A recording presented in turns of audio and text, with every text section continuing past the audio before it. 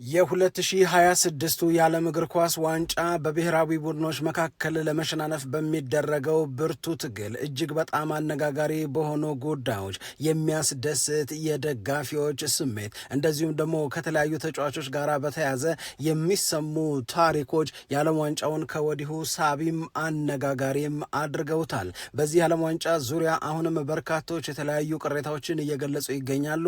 ደግሞም በብሔራዊ ቡድኖች መካከል የሚደረግ የእግር ኳስ ፉክክር የብዙዎችን ስሜት በቀላሉ ያሸነፈ ነው። ብራዚልን ምነካው ያለ እና አሜሪካንን የወደደ እንደዚሁም ደግሞ በብሔራዊ ቡድኖች መካከል የሚታየው ስሜትም እልህም እንደዚሁም ጎብዝናም የተቀላቀለበት የማሸነፍ ጥረት የዓለም ዋንጫ ውበት ሆኗል። ነገር ግን አሁንም ከዳኝነት ጋር በተያያዘ የሚነሱ ሀሳቦች አነጋጋሪ ሆነው ቀጥለዋል። ያ ብቻ ሳይሆን በአንዳንድ ጨዋታዎች ላይ ስቴዲየም ባዶ ወንበሮች መታየታቸው ፊፋ ሙሉ ትኬቱን ሸጬ ጨርሻለሁ አላለም ወይ የሚለውን ጥያቄ አስነስቶ ፊፋም በዚሁ ጉዳይ ላይ ማብራሪያን እየሰጠ ይገኛል። ዓለም ዋንጫ ደስ ይላል። ህዝቦች እንዲህ ተሰባስበው አንድ ላይ ሆነው የሚደሰቱበት ጉዳይ ስላላቸው የእውነት የዓለም ዋንጫው ደስ ይላል። ደግሞም ከ2026 የዓለም እግር ኳስ ዋንጫ በተጨማሪ ክለቦች ለ2026-27 የውድድር ዓመት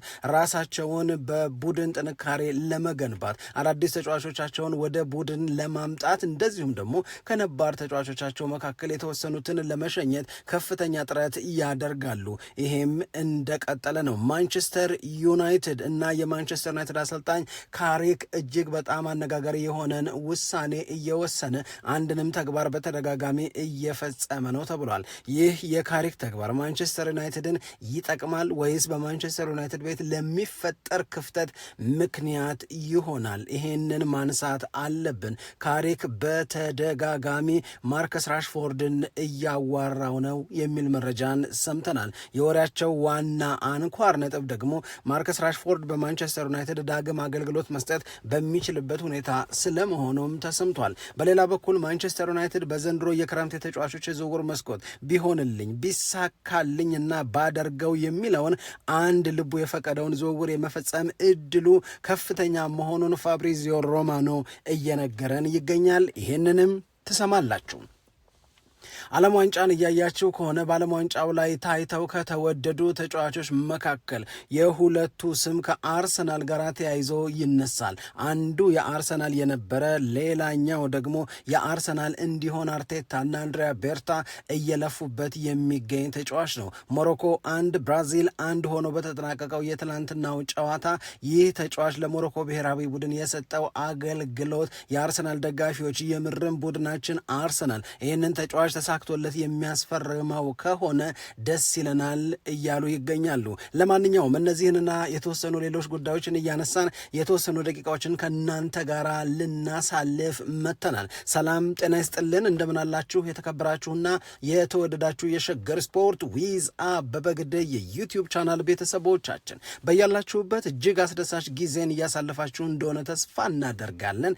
መልካሙን ሁሉ ለናንተ እንመኛለን። ታዲያ ይህንን ሸገር ስፖርት ዊዝ አበበ ግደይ የሚለውን የእኛን የዩቲዩብ ቻናል ሰብስክራይብ አድርጎ የደውል ምልክቱን ተጫኑት፣ ሊንኩን ለሌሎች አጋሩና በተከታዮች ቁጥር እንድንበዛ የምንሰራቸው ፕሮግራሞችም ብዙ ሰዎች ጋር መድረስ እንዲችል ማገዛችሁን ቀጥሉ።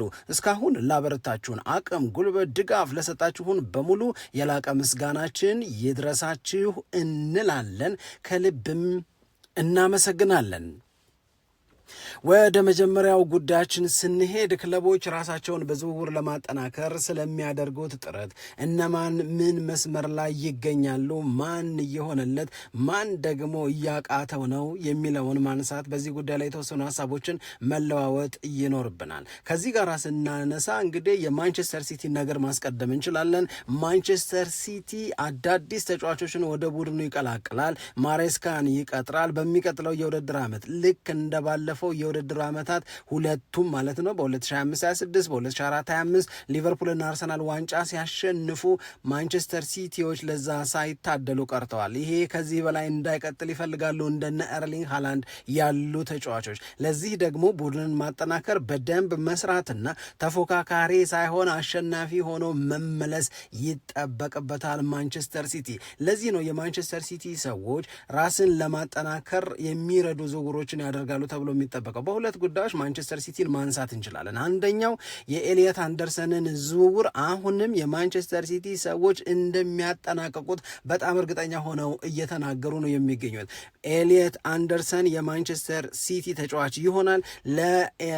ለክለቡ ለኖቲንግሃም ፎረስት ሶስተኛ የሚባለውን ምናልባትም እነሱን ይህንንስ ተቀብለናል ይሁን ይፈጸም የሚለውን ስምምነት ላይ እንዲደርሱ የሚያስገድዳቸውን ጥያቄ ማንቸስተር ሲቲ ሊያቀርብ ነው። ስለዚህ ኤሊየት አንደርሰንን እጅግ በጣም ፈልጎታል። የእውነት ለመናገር ኤሊየት አንደርሰን ቁጥሮቹ ደስ ይላሉ። በኖቲንግሃም ፎረስት ሲሰጥ የነበረው የ2025/26 አገልግሎት በጣም ተወዶለታል። ኤሊየት አንደርሰንን ማግኘት ለማንቸስተር ሲቲ በሁለት ምክንያት ይጠቅማል። አንድም በፕሪሚየር ሊግ ላይ ያለው ልምድና ኦልሬዲ እየፈጠረ ያለው ተጽዕኖ በማንቸስተር ሲቲ ማሊያም ውስጥ ሆኖ እንዲቀጥል ያደርጋል። ሁለትም ደግሞ ልጁ ለሚቀጥሉት ረጅም ዓመታት የሚገርም አገልግሎትን መስጠት ይችላሉ ተብለው ከሚጠበቁ ዊዝ ሃይ ፖቴንሻል እንደገና ይሄ ፖቴንሻል ብቻ ሳይሆን ኦልሬዲ መገለጥ የጀመረ ጉብዝናም አለው ኤሊየት አንደርሰን። ስለዚህ ይሄንን ተጫዋች ኖቲንግሃም ፎረስት 2 እምቢ ብልም 3 ሞክሮ 4 ሞክሮም ቢሆን ማንቸስተር ሲቲ የራሱ ያደርገዋል እንጂ እንዳለ አይተወውም ተብሏል። ይሄ ከሲቲ ጋር የሚያያዘው የመጀመሪያው ጉዳይ ነው። ሁለተኛው የማሬስካ ቅጥር ነው። ማሬስካ የማንቸስተር ሲቲ አሰልጣኝ መሆናቸው አይቀርም። በቼልሲና በማንቸስተር ሲቲ መካከል የሚደረገው ድርድር አሁንም በጉዳዩ ላይ የቅርበት ክትትል እያደረጉ መረጃውን የሚነግሩን ሰዎች የሚያስረዱት ሰውየው ህልሙን ያሳካል። ህልሙ ጉጉቱ የማንቸስተር ሲቲ አሰልጣኝ መሆን ነው ከፔፕ ጋርዲዮላ ቀጥሎ።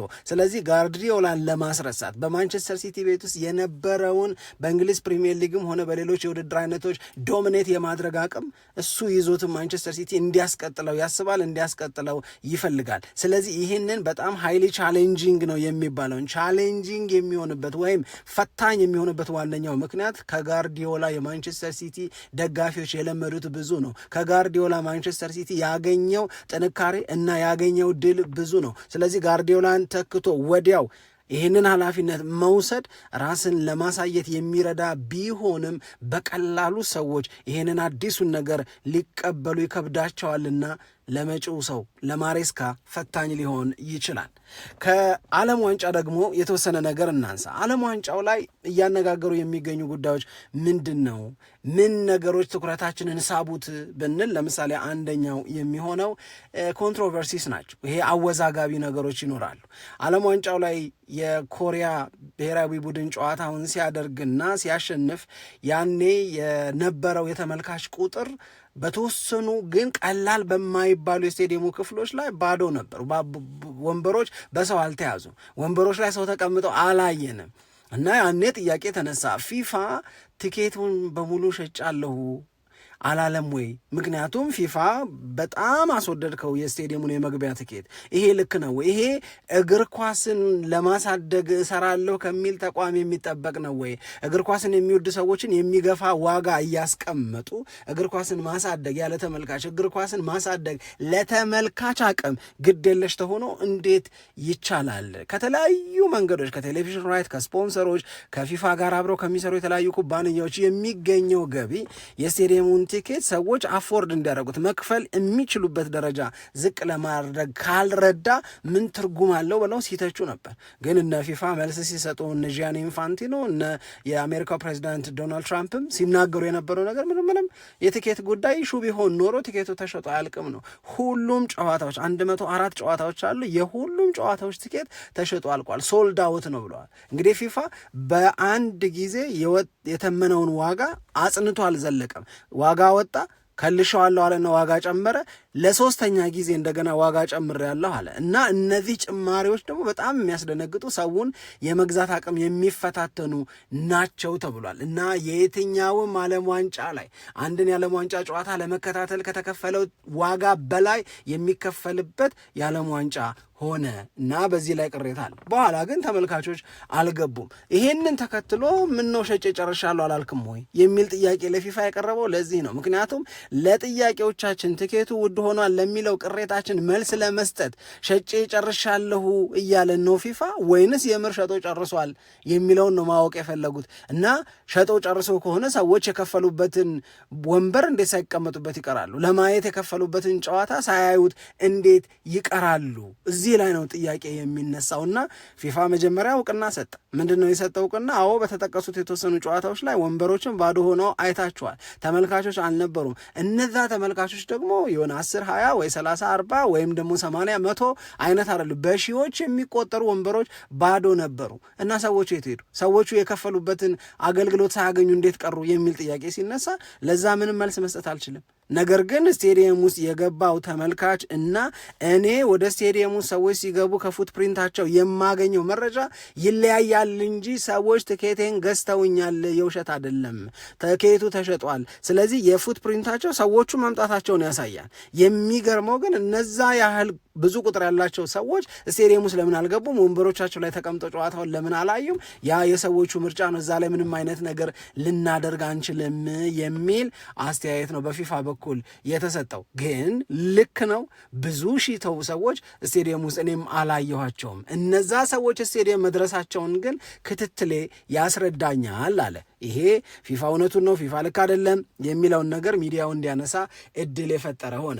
ሁለተኛው አነጋጋሪ ጉዳይ የቫር ነው። እንግዲህ የቫርን ጉዳይ ስናነሳ ለምንድን ነው በአንድ ጨዋታ ላይ ካታር ከስዊትዘርላንድ ጋር ባደረጉት ጨዋታቸው 1-1 በሆናቸው ውጤት ሲጠናቀቅ የተሰጠ የፍጹም ቅጣት ምት ነበር። ያ የፍጹም ቅጣት ምት ጥፋት ተፈጽሟል ከመባሉ በፊት ጥፋት የተሰራበት ተጫዋች ደግሞ ከጨዋታ ውጪ ነው። ስለዚህ የተሰጠው ፍጹም ቅጣት ምት መሰጠቱ ልክ ነው ልክ አይደለም የሚል ክርክር ተነሳ። ይህንን ክርክር ፊፋ የሚዳኘው በሌሎች የውድድር አይነቶችም ላይ የሚዳኘው በቪዲዮ አሲስታንት ሪፈሪ ነው።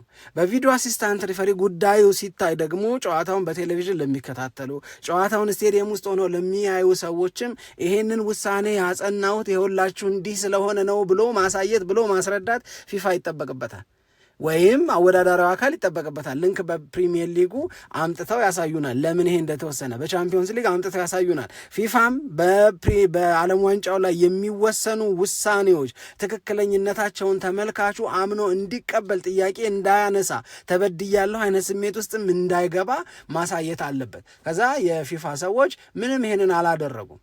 ፍጹም ቅጣት ምት ነው አሉ፣ ጠበቁ፣ ፍጹም ቅጣት ምቱ ጸንቷል አሉ። እውነት ለመናገር በቴሌቪዥን ጨዋታ ስናይ ለነበርን ሰዎች ፍጹም ቅጣት ምቱ ይልቅ ኦፍሳይድ ነው፣ ልጁ ከጨዋታ ውጪ አቋቋም ነው የሚለው የበለጠ የሚያሳምን እንደዛ አይነት ጥያቄን እንድናነሳ የሚያደርግና የሚያስገድድ ነበረ ነገሩ። ግን ፊፋ ምንም ያሳየን ነገር የለም። በኋላ እነ ጋሪ ኔቭልም ሌሎችም በዚሁ የዓለም ዋንጫ ዙሪያ መቼም ጉዳይ አድርገው ትኩረት ሰጥተው ብዙዎቹ አስተያየት እየሰጡ ነው ያሉት። የፊፋን ድርጊት የሆነ የአንድ የአምባገነን አካል ድርጊት አድርገን ነው ምን ወስደው። ለምንድነው ማያሳዩት? ለምንድነው ማያበራሩት? ለምንድን ነው ይሄንን ነገር የወሰነው በዚህ ምክንያት ነው ተብሎ በሌሎች የውድድር አይነቶች ላይ እንደምናየው ለምንድን ነው ያልተደረገዋል? ይሄ ጉልበተኝነት ነው። ይሄ ዘረፋ ነው። ይሄ አይናችሁን ጨፍኑና ልሸውዳችሁ አይነት ነገር ነው የሚል ብቻ ቁጣ የተቀላቀለበት ነገር ተፈጠረ። በኋላ ፊፋ እንደገና ወጥቶ ቴክኒካል ኤረር ስላጋጠመኝ ነው እንጂ ያላሳየዋችሁ፣ ዳኞቹ በነበሩበት ቦታ ሆነው መስመሩን አስምረው ልጁ ከጨዋታ ውጪ እንዳልሆነ አረጋግጠው ነው ፍጹም ቅጣት ምቱ የተሰጠው። ለእናንተ ግን ሳላሳያችሁ የቀረውት ቴክኒኩ እምቢ ብሎኝ ነው እመኑኝ አለ ፊፋ። ያመነው ብዙ አላገኘም እንጂ እንደዚህ ብሏል። ዓለም ዋንጫ ለምን ደስ ይላል?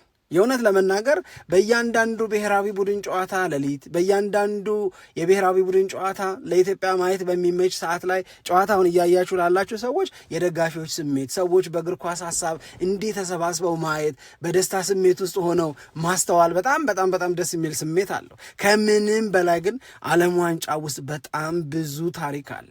ዓለም ዋንጫ ውስጥ የሚነሱ በጣም ብዙ ጉዳዮች አሉ። አሁን በኋላ ትንሽ ደግሞ ቆየት ብለን ስንመለስ የቶማስ ፓርቴን ወደ ካናዳ እንዳይገባ መከልከልና እስካሁን ድረስ የሚደረገውን ትግል በተመለከተ የምናነሳው ነገር ይኖራል። ከዛ በተጨማሪ ደግሞ ስለ ፎላሪን ባሎገን የምንናገረው ነገርም መኖር አለበት። አሁን የዚህ ልጅ ታሪክ እንዴት የሚገርም ነው! የዚህ ልጅ ታሪክ ፖለቲከኞች ልብ ቢኖራቸው ጆሮ ቢሰጡ ለሚያዩት የምድር እውነት የሰው ልጆች የዕለት ተዕለት ህይወት ውስጥ ያለን እውነት ቦታ ቢሰጡት አንዳንድ ጭካኔ የሚመስሉ ውሳኔዎቻቸውን እንደገና ያጤኑ ነበረ። በጣም ብዙ ሰው የፎላሪን ባሎገንን ጉዳይ ከዶናልድ ትራምፕ የቅርብ ጊዜ ውሳኔ ጋራ ነው የሚያያይዙት። አሜሪካን ሀገር መጥቶ ልጅ መውለድ ይሄ የሲቲዝንሺፕ ባይ በርዝ የሚባለው ነገር እንዳይሰራ ዶናልድ ትራምፕ የሚችሉትን ያህል እያደረጉ ነው። ይሄ ልጅ አሜሪካዊ እንዴት ሆነ፣ ይሄ ልጅ አሜሪካንን ብሔራዊ ቡድን እንዴት ወከለ የሚለውን ታሪክ ለሰማ ሰው ግን የእውነት ለመናገር ቆም ብሎ ለማሰብ እንዲህም አለ እንዴ ብሎ እንዲል የሚያደርግ ነው። ከዛ በተጨማሪ ትላንትና ሞሮኮና ብራዚል ሲጫወቱ ካየናቸው ተጫዋቾች መካከል በእውነት ለመናገር በጣም የሚገርም እንቅስቃሴ ካሳዩት የሞሮኮ ብሔራዊ ቡድን ተጫዋቾች መካከል አንደኛው አዩብ ዋዲ የሚባለው ተጫዋች ነው። አዩብ ዋንዲን አርሰናል ማስፈረም ይፈልጋል። አርሰናሎች ይህንን ተጫዋች እንዴት እሱስ ብሔራዊ ቡድን እንቅስቃሴ ላይ ያውም ከብራዚል ጋር በሚደረግ ጨዋታ እንዴት በዛ መጠን አውትሻይን አደረገ፣ እንዴት በዛ መጠን ፈክቶ ታየ። ይሄንን በጣም ብዙ ሰዎች በዚህ ሰዓት በዚህ ዕለት ይነጋገሩበት ይሆናል። በጣም ብዙ ሰዎች አዩብ ቦዋዲን ወደውታል። ይሄንን ልጅ የወደዱት በእንቅስቃሴ ሆነ። ይሄንን ልጅ የወደዱት ብራዚልን መስላ እንዳትታይ ስላደረገ ነው። አርቴታ፣ አንድሪያ ቤርታ ግን ይሄንን ልጅ ማየት መውደድና የኛ በሆነ ብለው መመኘት የጀመሩት ቀደም ብለው ነው። ከጥር ይጀምራል የአርሰናል አይን አዩብ ቦዋዲ ላይ አርፎ ልጁንና የልጁን እንቅስቃሴ መከታተል ከጀመሩ። እንግዲህ ለፈረንሳይ ሊግ ነው የሚጫወተው። ይህንን ልጅ የራስ ለማድረግ ምኞቶች፣ ጥረቶች ነበሩ። አሁን ዓለም ዋንጫው ላይ ትላንት ያሳየውን አይነት እንቅስቃሴ ማሳየቱን ተከትሎ በእርግጠኝነት ከአርሰናል በተጨማሪ ሌሎች ክለቦችም እዚህ ልጅ ላይ አይናቸውን ያሳርፋሉ። ያም ለኔ የሚለው አይነት ተጫዋች ሊሆን ይችላል። ሜዳ ላይ ያደርግ የነበረው ነገር በሙሉ በዚህ መጠን ለመፈለጉ በዚህ መጠን ለመወደዱ ትልቅ አስተዋጽኦን አበርክቷል። አርሰናል ግን አሁን ወስኗል ተብለናል። አርሰናል የወሰነው ከጥር ጀምሮ ስንከታተለው የነበረውንና በምኞታችን ዝርዝር ውስጥ ስሙን የጻፍ ነው አዩብ ቦዋዲ የአርሰናልን ማሊያ እንዲለብስ ማድረግ አለብን ነው። ታዲያ የፈረንሳዩ ክለብ ደግሞ ይህንን ተጫዋች መውሰድ የሚፈልግ 70 ሚሊዮን ዩሮ ሊከፍለኝ ይገባል እያለ ነው። ወደ ፓውንድ ሲቀየር 60.4 ሚሊዮን ፓውንድ ማለት ነው። አርሰናል ይህንን ለማድረግ ስለመዘጋጀቱ በተደጋጋሚ ዛሬ መረጃዎች እየወጡ ነው። እንግዲህ ጨዋታው ለሊት 7 ሰዓት የጀመረ ወደ 9 ሰዓት አካባቢ ያለቀ። ከዛ በኋላ አብዛኛዎቹ ሚዲያዎች አዩብ ቦዋዲንና አርሰናልን አያይዘው እያነሱ ነው የሚገኙት። አርሰናል ራሱን በመሃል ክፍል ማጠናከር በጣም ይፈልጋል። አርቴታ የዚህ ልጅ እንቅስቃሴ በጣም አስደስቶታል። ስለዚህ ይሄንን ልጅ የራስ ከማድረግ ውጪ አርሰናል አማራጭ ያለው አይመስልም ይላሉ ዘገባዎች። መድፈኞቹን በተመለከተ ሁለተኛው መነሳት ያለበት ነገር አርቴታም አንድሪያ ቤርታም የግራ መስመር ተጫዋቾች የሆኑትን ሁለቱንም ትሮሳርድንም ጋብርኤል ማርቲኔሊንም እንደዚሁ ለመሸኘት በአንድ ላይ ሳይወስኑ አይቀሩም የሚል መረጃ ወጥቷል። ስለዚህ እዛ ቦታ ላይ እንደነ ይልድዝ አይነት ተጫዋቾችን እንደነ ኒኮ ዊሊያምስ አይነት ተጫዋቾችን አርሰናል እየሰራባቸው ነው የሚገኘው። እነዚህን ተጫዋቾች የራስ ለማድረግ የሚደረገው ጥረት የግድ መሳካት መቻል አለበት። ምክንያቱም ከትሮሳርድ እንደዚሁም ደግሞ ከጋብርኤል ማርቲኔሊ ጋር አብሮ መቀጠል ለአርሰናል ጥሩ እንዳልሆነ እየተሰማቸው ነው። በመገደድ ካልሆነ በመምረጥ ሁለቱን መሸኘት፣ ከሁለቱ ዝውውር የሚገኝ ገንዘብ እጅ ላይ ባሉ ሌሎች አቅሞች ተጠቅሞ ግራ መስመሩ በሌላ መልክ እንዲዋቀርና በፕሪሚየር ሊግም በአውሮፓ ቻምፒዮንስ ሊግም የሚያሸንፍ አርሰናል እንዲመጣ መስራት ይገባልም ያስፈልጋልም እያሉ ነው። ማንቸስተር ዩናይትድን በተመለከተ ሁለት ጉዳዮችን ነው የምናነሳው። አንደኛው የማይክል ካሪክ ተግባር ነው፣ የማይክል ካሪክ ድርጊት ነው። ማንቸስተር ዩናይትድን የምናውቀው በአብዛኛው በአሰልጣኝ ሰር አሌክስ ፈርጉሰን የአሰልጣኝነት ዘመን ነው። እዛ ውስጥ ነው የማንቼ ታላቅነት ያለው። እዛ ውስጥ ነው የማንቸስተር ዩናይትድ ክብር ከሁሉም ከፍ ብሎ እንዲታይ ተደርጎ የተሰራው። የእውነት ለመናገር አሸናፊነት ብቻ ሳይሆን መርህ፣ አሸናፊነት ብቻ ሳይሆን አሸናፊ የሚሆኑበት መንገድ፣ ለማንቸስተር ዩናይትድ ለመጫወት የሚፈርሙ ተጫዋቾች ለማንቸስተር ዩናይትድ የሚሰጡት አገልግሎት 100% እንዲሆን የማዘጋጀት ወለም ዘለም የሌለበት ቤት ነው ማንቸስተር ዩናይትድ። ከዛ ውጭ አሰልጣኝ ሰር አሌክስ ፈርጉሰን ሁሌም በተደጋጋሚ ብለውታል ብለን እንደምንናገረው ማንም የማንቸስተር ዩናይትድ ተጫዋች ከማንቸስተር ዩናይትድ በላይ አይደለም፣ ከክለቡ በላይ እንዲሆን የሚፈቀድለትም ሰው አይኖርም። ይሄ አንድ ጉዳይ ነው። ሁለተኛው አሰልጣኝ ሰር አሌክስ ፈርጉሰን እኔ አሰልጣኝ ነኝ፣ ሌሎቹ ተጫዋቾች ናቸው፣ በተጫዋቾቹ በዝና በተጫዋቾቹ በደሞዝ ልበለጥ እችላለሁ፣ ነገር ግን በዚህ ክለብ ላይ የመጨረሻውን ውሳኔ የማሳልፈው እኔ ነኝ፣ ከክለቡ በላይ ብቻ ሳይሆን ከአሰልጣኙም በላይ መሆን አይቻልም። ይሄ መርህ ነው፣ ይሄ ፕሪንሲፕል ነው። ተጫዋቾቹ አሰልጣኙ የሚሉትን መስማት አለባቸው። ተጫዋቾቹ ለማንቸስተር ዩናይትድ በመጫወታቸው የእድለኝነትና የክብር ስሜት ሊሰማቸው ይገባል።